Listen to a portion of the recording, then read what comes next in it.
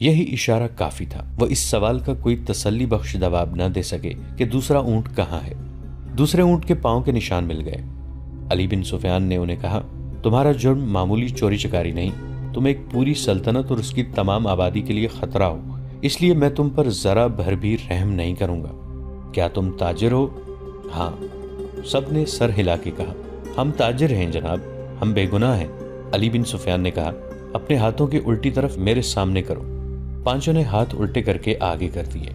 علی نے سب کے بائیں ہاتھ کے انگوٹھے اور شہادت کی انگلی کی درمیانی جگہ کو دیکھا اور ایک آدمی کو کلائی سے پکڑ کر گھسیٹ لیا۔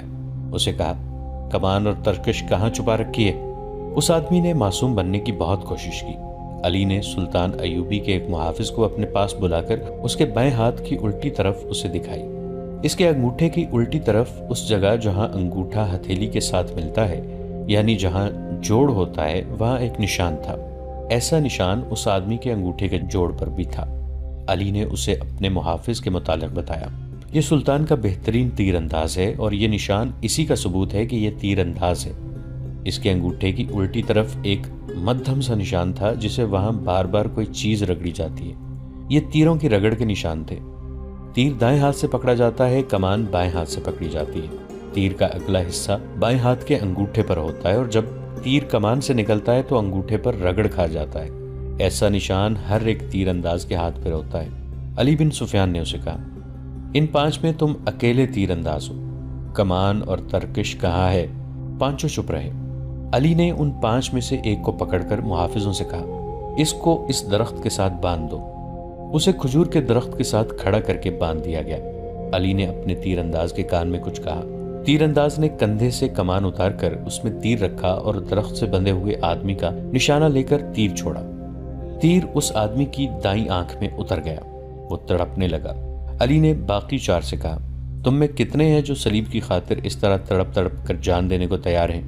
اس کی طرف دیکھو۔ انہوں نے دیکھا، وہ آدمی چیخ رہا تھا، تڑپ رہا تھا اور اس کی آنکھ سے خون بری طرح بہہ رہا تھا۔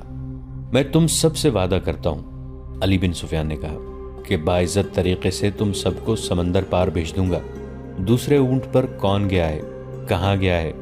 تمہارا اپنا ایک کماندار ہمارا اونٹ ہم سے چھین کر لے گیا ہے، ایک آدمی نے کہا، اور ایک لڑکی بھی، علی بن سفیان نے کہا۔ تھوڑی ہی دیر بعد علی بن سفیان کے فن نے ان سے اعتراف کروا لیا کہ وہ کون ہیں اور کیا ہیں، مگر انہوں نے یہ جھوٹ بولا کہ لڑکی رات خیمے سے بھاگ گئی تھی اور اس نے بتایا کہ صلاح الدین ایوبی نے رات اسے اپنے خیمے میں رکھا تھا۔ اس نے شراب پی رکھی تھی اور لڑکی کو بھی پلائی تھی اور لڑکی گھبراہٹ اور خوف کے عالم میں آئی تھی۔ اس کے تعاقب میں فخر المصری نام کا ایک کماندار آیا اور اس نے جب لڑکی کی باتیں سنی تو اسے ہمارے اونٹ پر بٹھا کر زبردستی لے گیا۔ انہوں نے وہ تمام بہتان علی بن سفیان کو سنائے جو لڑکی نے سلطان ایوبی پر لگائے تھے۔ علی نے مسکرا کر کہا، تم پانچ تربیت یافتہ عسکری اور تیر انداز ہو، اور ایک آدمی تم سے لڑکی بھی لے گیا اور اونٹ بھی۔ اس نے انہی کی نشاندہی پر زمین میں دبائی ہوئی کمان اور ترکش بھی نکلوا لی۔ ان چاروں کو خیمہ گاہ میں بھجوا دیا گیا۔ پانچواں آدمی تڑپ تڑپ کر مر چکا تھا۔ اونٹ کے پاؤں کے نشان صاف نظر آ رہے تھے۔ علی بن سفیان نے نہایت سرعت سے 10 سوار بلائے اور انہیں اپنی کمان میں لے کر اس طرف روانہ ہو گیا جدھر اونٹ گیا تھا۔ مگر اونٹ کی روانگی اور اس کے تعاقب میں علی بن سفیان کی روانگی میں 14-15 گھنٹوں کا فرق تھا۔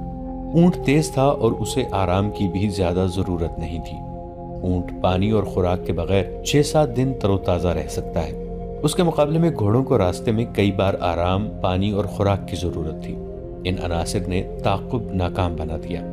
اونٹ نے 14-15 گھنٹوں کا فرق پورا نہ ہونے دیا۔ فخر المصری نے تعاقب کے پیش نظر قیام بہت کم کیا تھا۔ علی بن سفیان کو راستے میں صرف ایک چیز ملی، یہ ایک تھیلا تھا۔ اس نے رک کر تھیلا اٹھایا، کھول کر دیکھا، اس میں کھانے پینے کی چیزیں تھیں۔ اس تھیلے میں ایک اور تھیلا تھا، اس میں بھی وہی چیزیں تھیں۔ علی بن سفیان کے سونگھنے کی تیز حس نے اسے بتا دیا کہ ان اشیاء میں حشیش ملی ہوئی ہے۔ راستے میں اسے 2 جگہ ایسے آثار ملے تھے جن سے پتہ چلتا تھا کہ یہاں اونٹ رکا ہے اور سوار یہاں بیٹھے ہیں۔ کھجوروں کی گٹھلیاں، پھلوں کے بیج اور چھلکے بھی بکھرے ہوئے تھے۔ تھیلے نے اسے شک میں ڈال دیا۔ اس کے ذہن میں یہ شک نہ آیا کہ فخر المصری کو حشیش کے نشے میں لڑکی اپنے محافظ کے طور پر ساتھ لے جا رہی ہے۔ تاہم اس نے تھیلا اپنے پاس رکھا، مگر تھیلے کی تلاشی اور قیام نے وقت ضائع کر دیا تھا۔ فخر المصری اور موبی منزل پر نہ بھی پہنچتے اور راستے میں پکڑے بھی جاتے تو کوئی فرق نہ پڑتا۔ سوڈانی لشکر میں ناجی، ادرش اور ان کے ساتھی جو زہر پھیلا چکے تھے وہ اثر کر گیا تھا۔ فاطمی خلافت کے وہ فوجی سربراہ جو برائے نام جرنیل اور دراصل حاکم بنے ہوئے تھے، سلطان صلاح الدین ایوبی کو ایک ناکام امیر اور بیکار حاکم ثابت کرنا چاہتے تھے۔ مسلمان حکمران حرم میں ان لڑکیوں کے اسیر ہو گئے تھے جن میں بیشتر عیسائی اور یہودی تھیں۔ ان کے نام اسلامی تھے، حکومت کا کاروبار خود ساختہ افسر چلا رہے تھے، منمانی اور عیش و عشرت کر رہے تھے۔ وہ نہیں چاہتے تھے کہ صلاح الدین ایوبی جیسا کوئی مذہب پسند اور قوم پرست قائد قوم کو جگا دے اور حکمران اور سلطانوں کو حرم کی جنت سے باہر لا کر حقائق کی دنیا میں لے آئے۔ سلطان ایوبی کے پہلے مارکوں سے جو انہوں نے اپنے چچا شیرکوہ کی قیادت میں لڑے تھے، یہ لوگ جان چکے تھے کہ اگر یہ شخص اقتدار میں آ گیا تو اسلامی سلطنت کو مذہب اور اخلاقیات کی پابندیوں میں جکڑ لے گا۔ لہٰذا انہوں نے ہر وہ داؤ کھیلا جو سلطان ایوبی کو چاروں شانے چت گرا سکتا تھا۔ انہوں نے درپردہ صلیبیوں سے تعاون کیا اور ان کے جاسوسوں اور تخریب کاروں کے لیے زمین ہموار کی اور اسی کے راستے میں چٹانیں کھڑی کی۔ اگر نور الدین زنگی نہ ہوتے تو آج نہ صلاح الدین ایوبی کا تاریخ میں نام ہوتا، نہ آج نقشے پر اتنے زیادہ اسلامی ممالک نظر آتے۔ نور الدین زنگی رحمۃ اللہ علیہ نے ذرا سے اشارے پر بھی سلطان ایوبی رحم اللہ تعالی علیہ کو کمک اور مدد بھیجی۔ صلیبیوں نے مصری فوج کے سوڈانیوں کے بلاوے پر بحرۂ روم سے حملہ کیا تو نور الدین زنگی نے اطلاع ملتے ہی خشکی پر صلیبیوں کی ایک مملکت پر حملہ کر کے ان کے اس لشکر کو مفلوج کر دیا جو مصر پر حملہ کرنے کے لیے جا رہا تھا۔ یہ تو سلطان ایوبی کا نظام جاسوسی ایسا تھا کہ انہوں نے صلیبیوں کا بیڑا غرق کر دیا۔ اب علی بن سفیان نے زنگی کی طرف برق رفتار قاصد یہ خبر دینے کے لیے دوڑا دیے کہ سوڈانیوں کی بغاوت کا خطرہ ہے اور ہماری فوج کم بھی ہے اور یہ فوج 2 حصوں میں بٹ بھی گئی ہے۔ قاصد پہنچ گئے تھے اور نور الدین زنگی رحم اللہ علیہ نے خاصی فوج کو مصر کی طرف کوچ کا حکم دے دیا تھا۔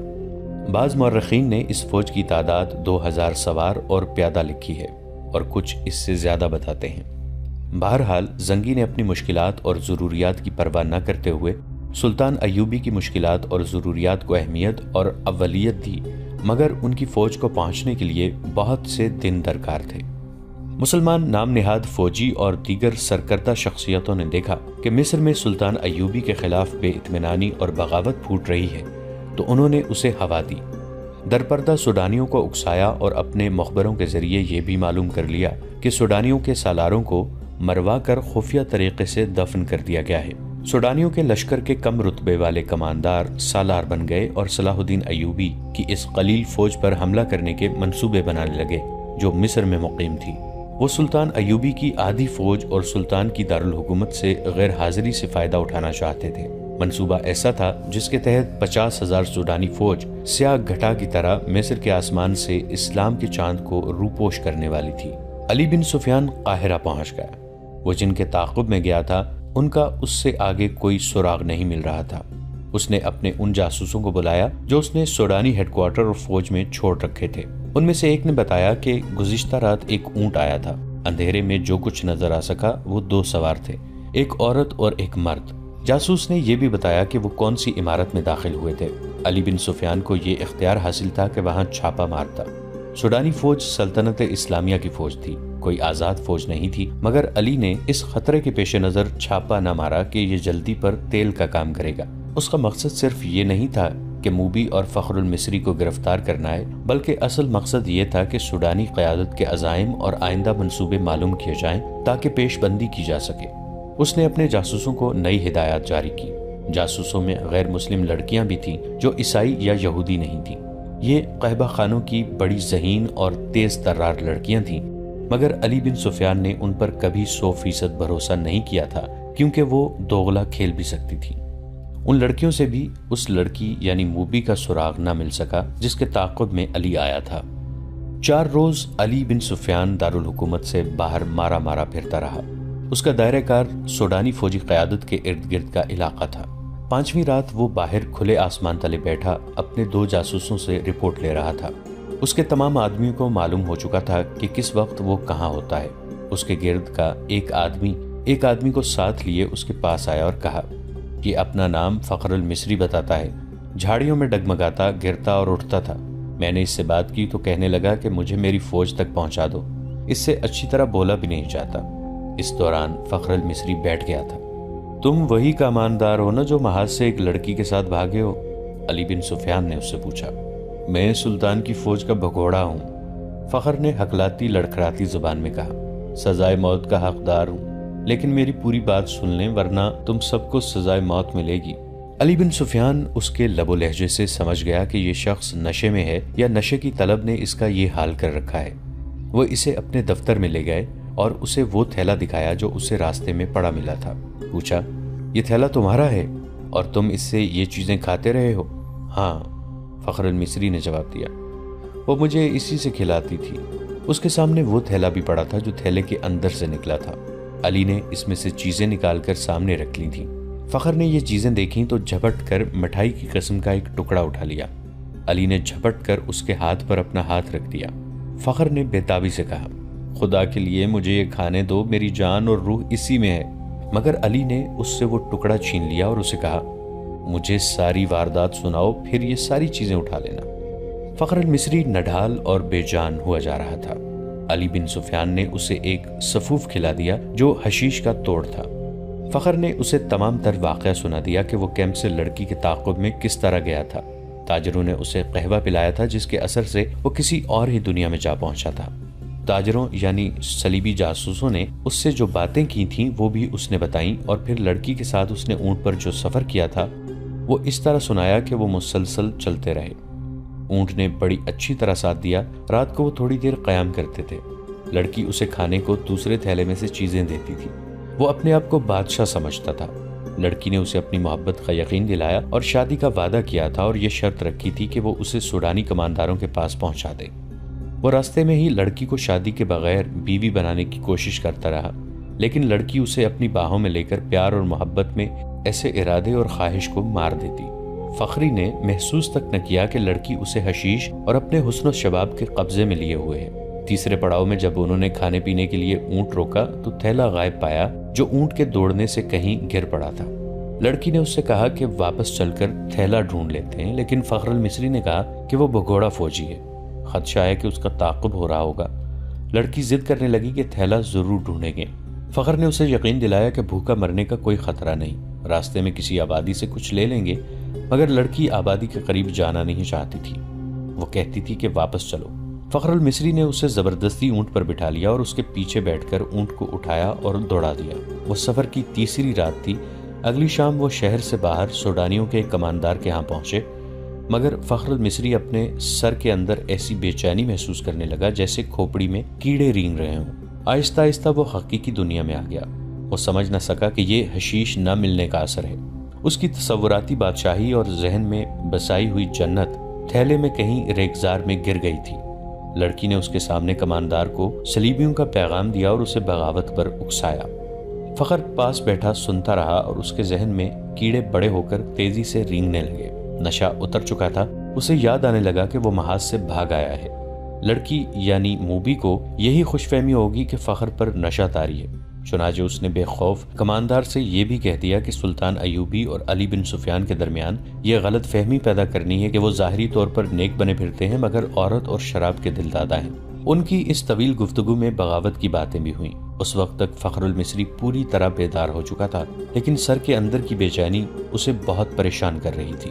لڑکی نے کماندار سے کہا کہ اگر بغاوت کرنی ہے تو وقت ضائع نہ کریں، سلطان ایوبی محاذ پر ہے اور الجھا ہوا ہے۔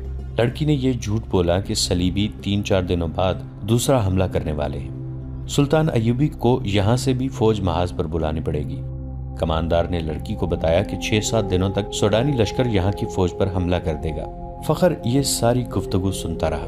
آدھی رات کے بعد اسے الگ کمرے میں بھیج دیا گیا جہاں اس کے سونے کا انتظام تھا۔ لڑکی اور کماندار دوسرے کمرے میں رہے۔ درمیان میں دروازہ تھا جو بند کر دیا گیا۔ اسے نیند نہیں آ رہی تھی۔ اس نے دروازے کے ساتھ کان لگائے تو اسے ہنسی کی آوازیں سنائی دی۔ پھر لڑکی کے یہ الفاظ سنائی دیے، اسے حشیش کے زور پر جہاں تک لائی ہوں اور اس کی محبوبہ بنی رہی ہوں، مجھے ایک محافظ کی ضرورت تھی۔ حشیش کا تھیلا راستے میں گر پڑا ہے، اگر صبح اسے خوراک نہ ملی تو یہ پریشان کرے گا۔ اس کے بعد فخر نے دوسرے کمرے سے جو آوازیں سنی وہ اسے صاف بتا رہی تھیں کہ شراب پی جا رہی ہے اور بدکاری ہو رہی ہے۔ بہت دیر بعد اسے کماندار کی آواز سنائی دی، یہ آدمی اب ہمارے لیے بیکار ہے، اسے قید میں ڈال دیتے ہیں یا ختم کرا دیتے ہیں۔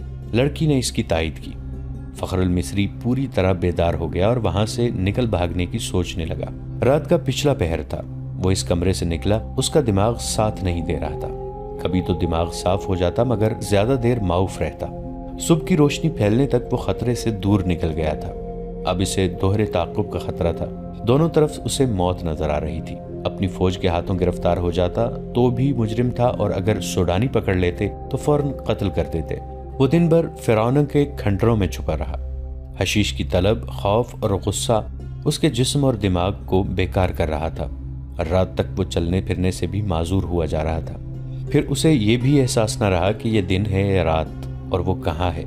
اس کے دماغ میں یہ ارادہ بھی آیا کہ اس عیسائی لڑکی کو جا کر قتل کر دے۔ یہ سوچ بھی آئی کہ اونٹ یا گھوڑا مل جائے اور وہ محاذ پر سلطان ایوبی کے قدموں میں جا گرے، مگر جو بھی سوچ آتی اس پر اندھیرا چھا جاتا تھا جو اس کی آنکھوں کے سامنے آ کر ہر چیز تاریک کر دیتا تھا۔ اسی حالت میں اسے یہ آدمی ملا۔ وہ چونکہ جاسوس تھا اس لیے تربیت کے مطابق اس نے فخر المصری کے ساتھ دوستی اور ہمدردی کی باتیں کی اور اسے علی بن سفیان کے پاس لے آیا۔ تصدیق ہو گئی کہ سوڈانی لشکر حملہ اور بغاوت کرے گا اور یہ کسی بھی لمحے ہو سکتا ہے۔